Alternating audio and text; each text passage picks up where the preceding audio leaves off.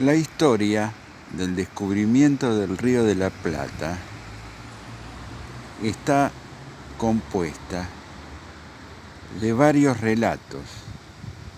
Hay una historia que dice, no oficial, que el río fue descubierto en el año 1501 por Américo Vespucio al servicio del rey de Portugal, pero como estaba dentro de la zona que el Tratado de Tordesillas le había asignado a España, el descubrimiento quedó en secreto, pero años después fue descubierto en el Cerro de Montevideo una inscripción que decía: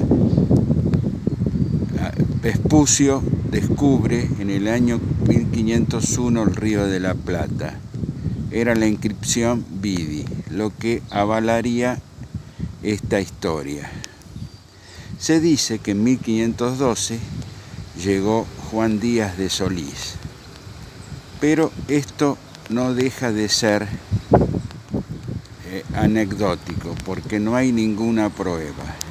Sí, su descubrimiento en el año 1516, el 2 de febrero, y la navegación hasta la zona de Martín García, llamada así la isla porque murió el despensero de ese nombre y ahí fue sepultado. Y luego la trágica muerte de Solís y algunos de sus compañeros por manos de los aborígenes. Acá hay un misterio. Charrúas no eran porque dice que se le practicó antropofagia. Eso no era así. Los charrúas no eran antropófagos.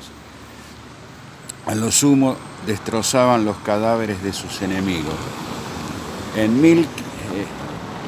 Podrían ser chandules, o sea, guaraníes del delta, pero tampoco es avalada esta historia porque la muerte en manos de los guaraníes era luego de un largo suplicio y ceremonia. Otros dicen que hubo un motín a bordo y fue muerto por sus tripulantes, pero esto fue desmentido, ya que todos los sobrevivientes que regresaron a España contaron que murieron en manos de los indios, habiendo sobrevivido solamente Francisco del Puerto. En 1520, Castelao Jacques, 1520-1521, el servicio de Portugal navega el Río de la Plata. Lo mismo también López de Sousa, en 1530, marinos al servicio del rey de Portugal.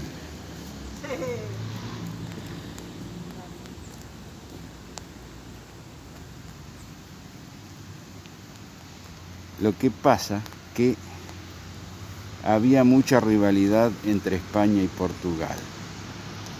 Se dice que el primer nombre que tuvo el Río de la Plata fue Río Jordán. No tenía relación con el bíblico Río Jordán, sino que era una mala pronunciación del nombre que le daban los aborígenes al río. Ya Castelao Jacques en 1520 lo navegó y se dice que fue el primero que le puso el nombre de Río de la Plata al servicio de Portugal. López de Sousa en 1530 al servicio de Portugal también lo navegó, y por eso cuando se le da la capitulación a don Pedro de Mendoza ya figura el nombre de Río de la Plata, con el efecto de fundar un puerto para proteger las tierras de los avances portugueses. Esa es la historia del río.